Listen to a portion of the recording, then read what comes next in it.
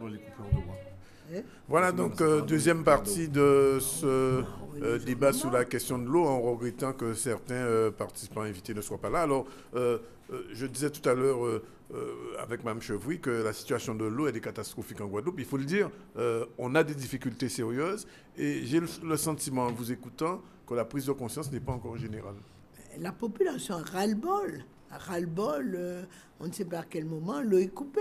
Mais je lui dis que ce n'est pas de notre faute. Les canalisations. Et on ne parle même pas du Nord-Grande-Terre parce que je reste. Sur la Sud-Basse-Terre, où il y a un réservoir d'eau quand même. Il y a de l'eau. Il y a de l'eau. On a des coupures. Dans le Nord-Grande-Terre, l'eau est raréfiée. Il n'y a pas d'eau. Régulièrement, on a eu l'occasion de recevoir ici des gens du comité de Il y a des efforts qui sont faits. Il y a des constructions de réservoirs importants à Petit-Bourg, etc. Oui. Mais tous ces réservoirs d'eau vont se vider parce que les canalisations ont des fuites. Oui. Vous pouvez avoir un réservoir de 2000 mètres cubes d'eau et puis il y a une coupure et il est vidé. L'autre jour, c'est un bâtiment administratif de la région de Saint-Claude qui a été inondé parce qu'il y a une canalisation qui est partie. Oui. Qu'est-ce que je peux faire? Il y a eu un problème on peut dire, de prévision. On n'a pas vu venir ce problème.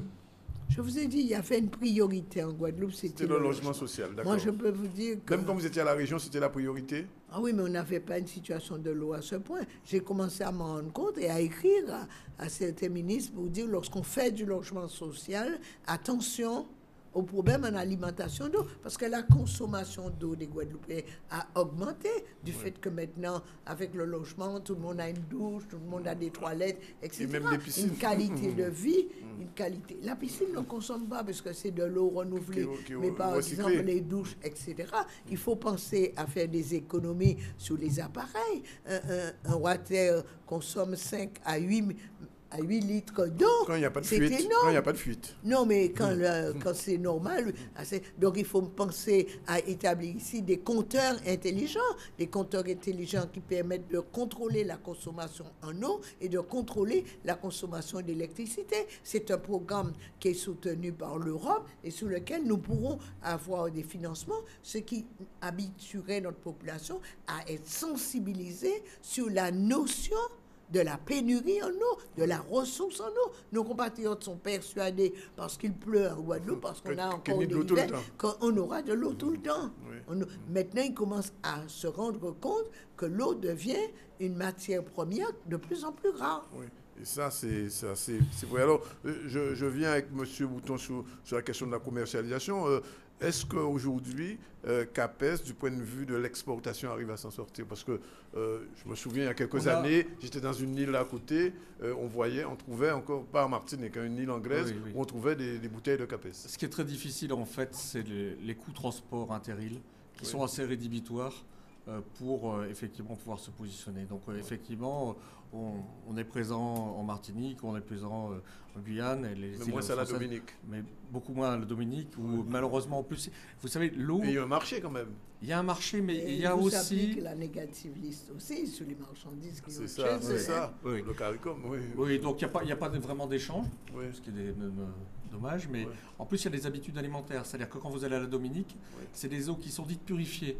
Vous savez que la France et la Guadeloupe, c'est pas la même législation. C'est pas la même législation, c'est pas la même législation américaine, parce que sans vous couper, à Antique par exemple, où il n'y a pas de rivière, l'eau vient directement des États-Unis. Oui, et puis c'est de l'eau qui est purifiée. Oui. C'est de l'eau qui est purifiée, donc c'est de l'eau qui est en général osmosée, complètement déminéralisée. Oui. Alors ça, c'est un peu valable dans la Caraïbe, enfin dans les Antilles, où les gens boivent des eaux très faiblement minéralisées. CAPES n'est pas une eau très faiblement minéralisée parce qu'effectivement, il y a un passage dans la terre qui fait qu'on est à 388 mg d'extrait sec, et donc avec un goût d'une eau qui contient des minéraux. Alors déjà, la Dominique, quand vous y allez, vous verrez l'eau qui vient de Tobago et les deux eaux locales sur place sont des eaux qui sont complètement déminéralisées. Qui n'ont pas du tout le même goût. Alors, je rappelle aux téléspectateurs qui peuvent intervenir au 80 47 37 et poser des questions si besoin est. Sur le goût de l'eau, parce que, en tant que consommateur, je me rends compte quand même qu'il y a une grande différence entre l'eau de Matouba et l'eau de CAPES. Je ne parle même pas de l'eau du robinet. D'où vient cette différence? C'est la composition, et en fait, c'est la composition de l'eau. Alors déjà, vous avez ce qu'on appelle l'extrait sec, c'est-à-dire la quantité de minéraux présents dans l'eau. Matouba est aux alentours de 50 mg d'extrait sec. Oui.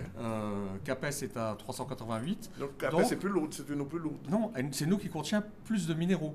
Oui. Mais après, si vous remettez ça sur un plan plus large, on va dire, si on ramène ça à des eaux nationales, pour vous donner un ordre d'idée, les grandes lignes, c'est Volvic est à 150 mg, et c'est la moins minéralisée des eaux minéralisées. Vitel, qui est en milieu de tableau, est à 800. Donc je vous rappelle, Capes est à 300 et plus minéralisé. Épar est à 2500. Evian est aux alentours de 300, c'est-à-dire très proche de Capes. Et en fait, les goûts, vous avez des groupes de consommateurs avec des gens qui sont habitués à boire des eaux très faiblement minéralisées et d'autres des eaux plus fortement minéralisées. L'eau du robinet alors? Tout dépend de là où elle vient. Si vous avez des eaux, en général, les eaux qui arrivent de la basse terre sont des eaux faiblement minéralisées, voire très faiblement minéralisées. Ce qui accentue du reste les problèmes de corrosion au niveau des canalisations. Parce qu'on est donc ce qu'on appelle en degrés hydrotimétriques, on est de l'ordre de 2-3. C'est une eau qui est agressive, donc qui est agressive sur les canalisations. Par contre, si vous avez une eau qui vient de forage, qui vient de la Grande Terre, ou des eaux comme des forages de marée galante, là vous allez vous retrouver dans les eaux qui vont être aux alentours de 30 de TH, donc des eaux qui sont chargées, qui sont calcaires. Pour l'information, le calcaire n'est en aucun cas mauvais pour la santé. Le calcaire est mauvais pour les machines, pour la résistance électrique, mais pour l'homme, non, pas du tout. C'est du carbonate de calcium. Le carbonate de calcium... On a un appel. C'est très bon. Je crois qu'on a un appel, oui, bonsoir. Allô? Bonsoir. Alors, ma question est plutôt une question et en même temps une incompréhension. J'ai de la famille qui habite actuellement à l'habitué Capesterre, qui est en fait, qui vivent au pied des chutes du Carbet. Et l'ensemble des personnes qui habitent sur la route des chutes du Carbet, au-dessus du château d'eau de Capesterre, l'habitué, n'ont pas d'eau potable chez eux. Et doivent utiliser uniquement les eaux de pluie. Et je ne trouvais pas normal que ces personnes ne disposent pas d'eau. Alors on nous fait des promesses d'une pompe qui ferait acheminer l'eau en remontant du château d'eau. Et je me questionne de savoir pourquoi les choses ne sont pas faites plus rapidement, en sachant que maintenant l'eau sort de Capesterre et va jusqu'à en Grande Terre ou même jusqu'aux Saintes, et que les gens qui résident au pied de la montagne n'ont pas d'eau. Voilà. Pourquoi je souhaitais intervenir ce soir. Je ne veux pas répondre parce que ce n'est pas mon secteur, mais je veux répondre de façon générale. Il y a certainement une rupture de canalisation, puisqu'on vous parle d'une pompe. Le malheur pour cette personne, c'est qu'elle habite près de cela. Mais quand elle dit on ne peut pas, je ne comprends pas qu'on ne règle pas les choses aussi vite. J'insiste auprès de mes compatriotes pour le dire, l'eau paie l'eau. Ce sont les factures d'eau qui nous permettent de faire les investissements. Donc, si on ne veut pas que l'eau soit trop chère, on ne fait pas les investissements. Je signale à mes compatriotes que, je l'ai indiqué, ce serait payé 10 fois plus cher l'eau si on devait faire toutes les canalisations maintenant. Et qu'aujourd'hui, je rends un hommage au Conseil général de la Guadeloupe, parce qu'il y a une situation de précarité telle que nous avons dû passer une convention avec le département pour prendre en charge le paiement de factures d'eau de familles très pauvres, qui n'arrivent pas à payer la facture. Qui n'arrivent pas à payer la facture, faute de quoi on serait condamné à leur couper l'eau. Pour éviter ces coupures d'eau, c'est pourquoi je dis c'est pas une question politique, on trouve des solutions. Le Conseil général se rend compte que si les gens ne paient pas l'eau, nous n'aurons pas les financements nécessaires aux investissements, ils paient l'eau. Donc, c'est pas une volonté de dire qu'elle ne comprend pas. Est-ce qu'actuellement, le SIAG peut augmenter l'eau? Je rappelle que l'eau de Basse-Terre coûte 1,74 à 1,80 et le SIAG 1,14 à 2,02. C'est déjà assez important pour le prix de mètre cube d'eau. Donc, on ne peut pas augmenter l'eau. Il faudrait donc obtenir que la législation sur le financement de la Régie des eaux soit changée. soit complètement changée et qu'on n'ait pas des établissements autonomes qui ont un budget à part et qui sont obligés de se financer par elles-mêmes, avec les conséquences sur l'augmentation du coût de l'eau. Et c'est le problème qui se pose, madame, à l'ensemble des responsables des régies des eaux. Bien. Alors, une question que posera M. Bouton en attendant une autre question au 80 47 37. Est-ce qu'il y a, est-ce que la ressource, entre guillemets, c'est une question, pour une société comme CAPES est inépuisable? Vraiment, je vous pose la question de façon provocatrice. Non, non, c'est pas du tout provocateur. C'est l'eau est un cycle. Oui. Je vous renvoie sur les cours de CMA, CM2. Oui, bien sûr. Ce cycle, si on ne le pollue pas, et si on le respecte, il n'y a pas de raison que ça s'arrête. Oui. C'est une question, et là je rejoins parfaitement Mme Michou-Chavry, l'eau est vraiment un bienfait de la nature. À nous à la respecter, à nous à effectivement mettre en place des réseaux d'épuration, à faire attention de ne pas polluer, à respecter ce système-là. Et à ce moment-là, effectivement, c'est inépuisable. Oui. Mais en ce qui concerne votre source particulièrement, votre captage... Alors notre captage, il crache 70 litres par seconde. 700 litres, excusez-moi, 700 litres par seconde. Oui. On a une ressource qui est énorme. Oui. Énorme, je parle bien pour de l'eau embouteillée. Oui, bien sûr. Là, je vous rappelle, quand nous, on produit une bouteille, pour donner l'équivalent, sinon on produit une bouteille, il faut produire 100 camions citernes pour faire de l'eau potable. Au robinet. C'est deux choses différentes, si vous voulez. On est en fait très peu consommateurs d'eau. On représente, nous, la consommation de 600 habitants pour une année, pas plus. Alors que la Guadeloupe, on fait 400 000. Oui. Donc, on est vraiment tout petit. Donc, nous, les ressources, on n'est pas énorme. On utilise à peu près 45 mètres cubes. Quand l'usine tourne à fond, 45 mètres cubes. C'est rien du tout par rapport à 60 millions de mètres cubes qui sont faits. Nous avons un problème de pénurie de la ressource. D'accord, on va y arriver. On a un nouvel appel au 80 47 37. Bonsoir. Allô? Oui, on vous écoute, madame, bonsoir. Oui, bonsoir, je me permets de vous appeler. Bonsoir, madame Michaud, bonsoir, messieurs. J'avais une petite question pour rebondir par rapport à ce que disait madame Michaud-Chevry concernant le SIAG. Alors, je comprends très bien qu'elle dise que le SIAG devrait augmenter le coût de l'habitation pour pouvoir faire les investissements. Mais je peux comprendre aussi cette dame qui peut être sidérée de voir que 4 jours de la fête de l'eau effectuée par le SIAG coûte quand même 600 000 €. C'est un argent qui pourrait être investi dans le réseau. Donc c'est vrai que c'est un peu embêtant. Oui. Voilà. Oui, c'est une appréciation. C'est une appréciation que je peux comprendre. Je suis intervenue en parlant du SIAG puisque c'était Capesterre et que l'eau de Capesterre alimente le SIAG. J'ai voulu simplement rappeler à mes compatriotes, l'eau paie l'eau. Ce sont les factures d'eau qui paient les investissements. C'est la raison pour laquelle on doit gérer avec prudence, avec précaution, un bon père de famille et éviter les gaspillages si on veut conserver l'eau. Parce que je réponds tout de suite à monsieur le journaliste que nous avons un problème de pénurie d'eau. Parce que nos ressources, et à Saint-Claude notamment, nous avons des sources qui sont fendillées, on perd de l'eau. Oui. On perd de l'eau. Est-ce que c'est la conséquence de l'éruption phréatique de la Soufrière en 1976? On n'en sait rien. Quelles sont les études qu'on a faites après? Est-ce que ce sont les secousses régulières puisqu'on a un volcan en activité? Je crois que le moment est venu qu'on fasse des études de forage pour savoir comment répondre à ce besoin d'eau en Guadeloupe. C'est quand même paradoxal, puisque d'un côté, vous dites que le cycle se reproduit, on n'a pas de problème de risque de pénurie. De l'autre côté, pour l'eau du robinet... Oui, mais parce qu'il a une mise en bouteille qui correspond à une consommation réduite. Oui, c'est ça. Oui, si vous voulez, le problème... Je ne suis pas hydrogéologue de métier. Oui, bien sûr. Mais c'est vrai que le terrain, si vous voulez, ne retient pas l'eau. Donc, ce qui tombe sur la Guadeloupe, ça ruisselle très vite et ça s'en va à la mer. Ça va à la mer. Donc, le problème de la Guadeloupe, c'est d'avoir des réservoirs, de créer des retenues d'eau pour une consommation d'eau qui est importante. 60 millions de mètres cubes, je ne sais pas si vous vous rendez compte du volume que ça fait. Oui. C'est énorme. Oui.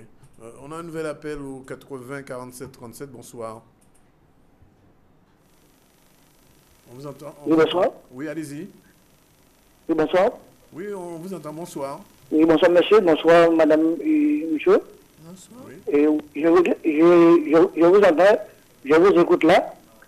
Et aujourd'hui, je pense qu'il y a plusieurs syndicats du comité mixte de l'eau. Et je pense que pourquoi il ne devrait pas avoir un seul syndicat mixte de l'eau en Guadeloupe qui est un seul prix. Parce que je suis du Nord Grand Terre, on paie le trop cher à 4,56 € le mètre cube. Oui, ça c'est alors pourquoi on les plusieurs syndicats mixtes? Je vous remercie.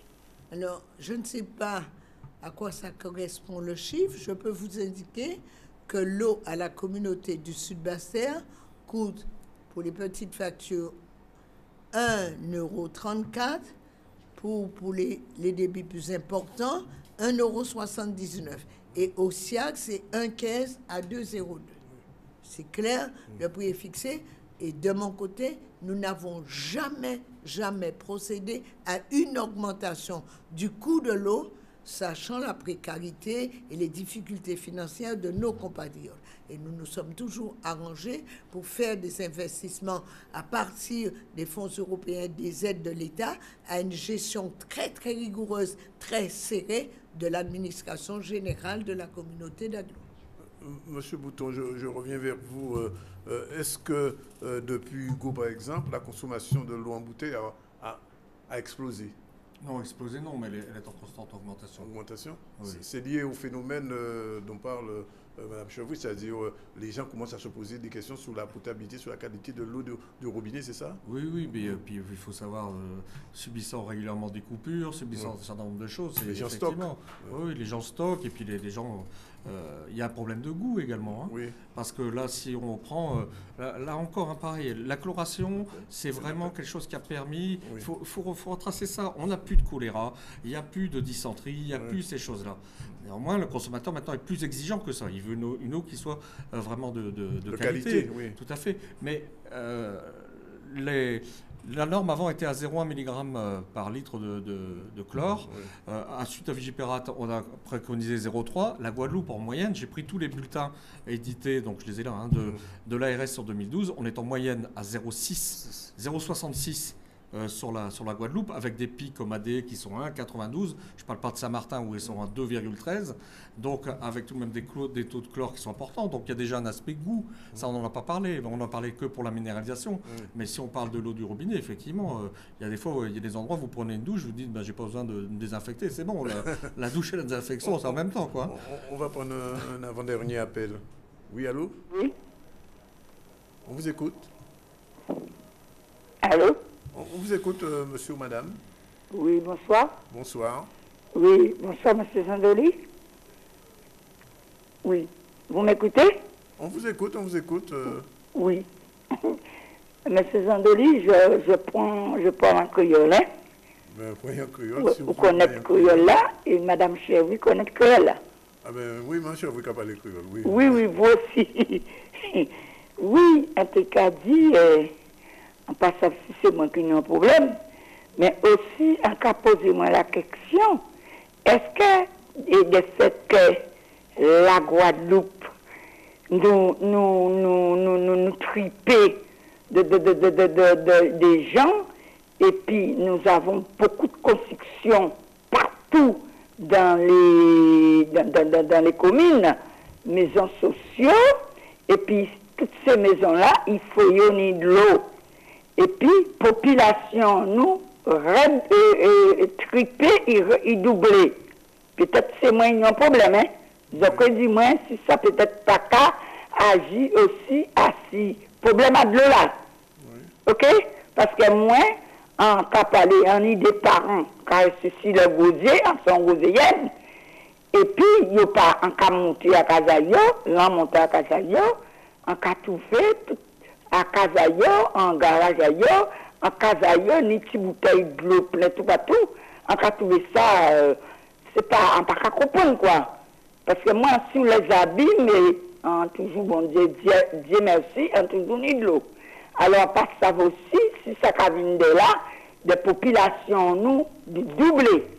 Peut-être en passant, donc dis-moi, si c'est moi, ils ont un problème ou pas, mais je me pose la question, hein. Oui. Allez, c'est ça, t'es qu'à 10 autres, donc dis-moi, quand on dit de ça.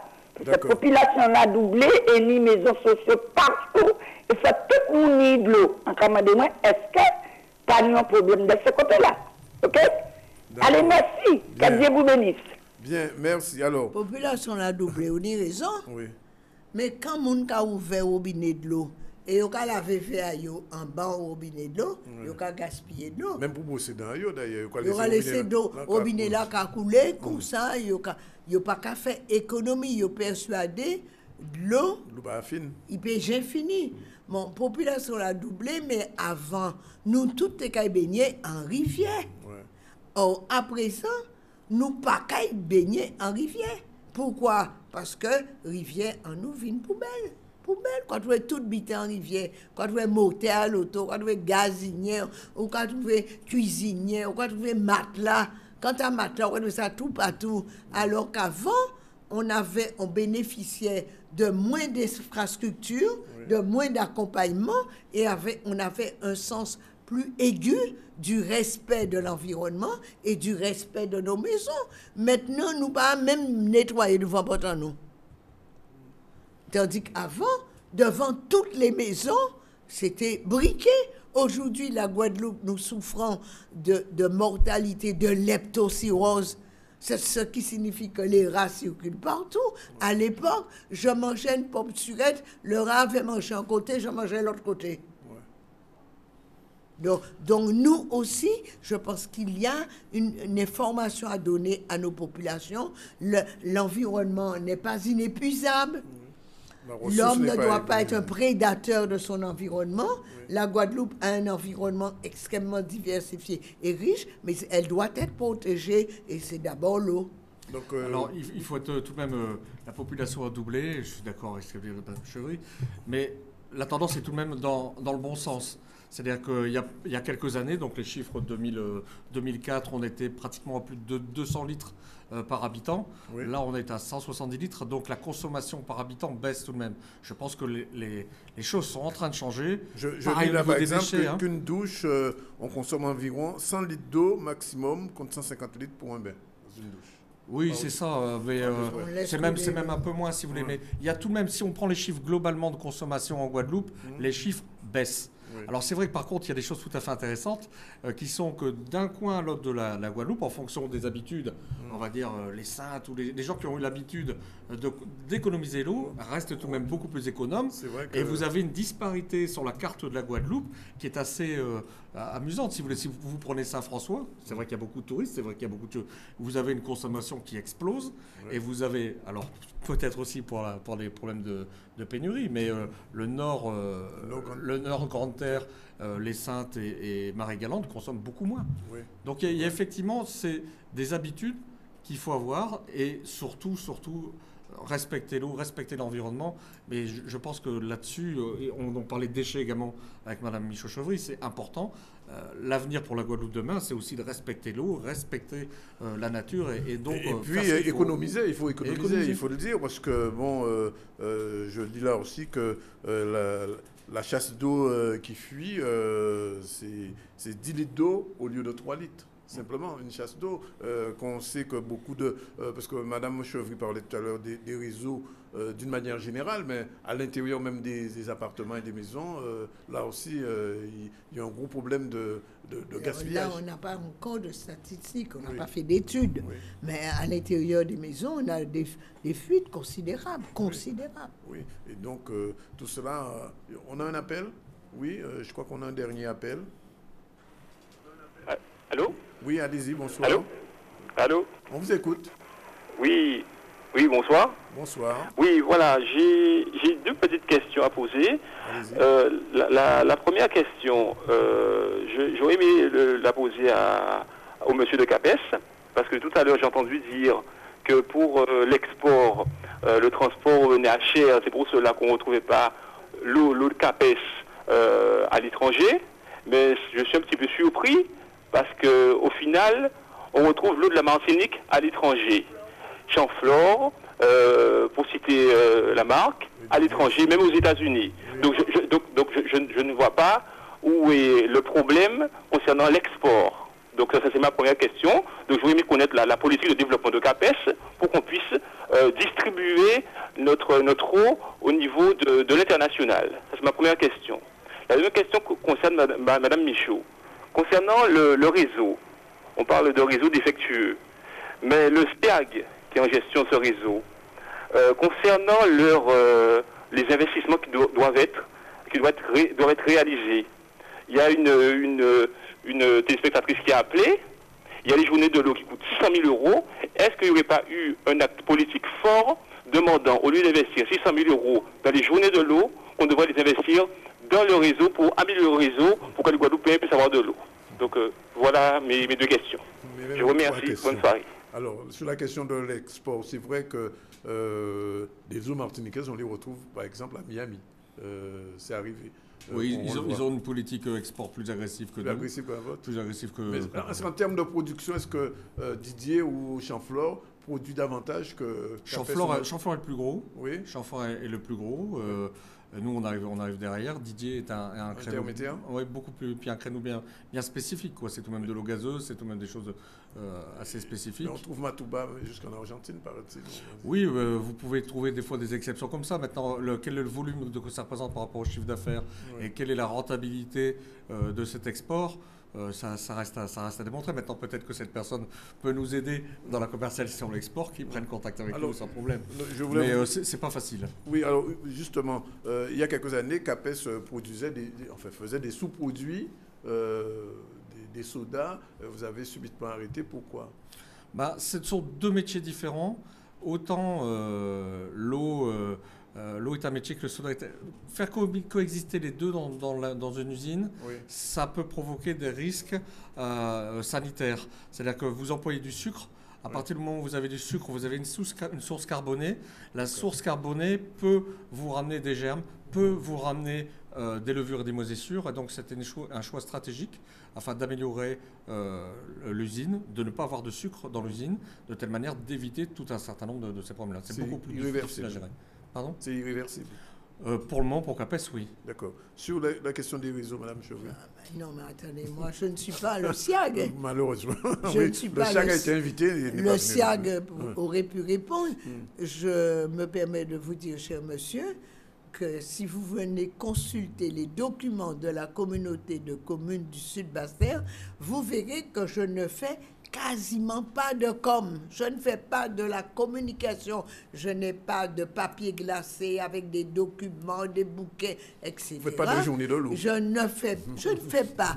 Je bosse très sérieusement et j'évite tous les politiques de gaspillage car je sais que l'argent comme l'eau est une denrée rare. Oui. Et de plus en plus rare. Bien, c'est avec cette parole qu'on va terminer ce débat qui est un petit peu faussé. Je le dis malheureusement, on attendait M. Parent, qui est le président du comité de défense de l'eau. On croyait qu'il serait là et on n'a pas eu non plus les responsables. Alors, je voudrais, si vous permettez, dire un mot. Oui. On s'est longtemps battu en Guadeloupe pour le prix unique de l'eau. Voilà. On se bat. On a beaucoup parlé. On a beaucoup parlé sur le prix unique de l'eau.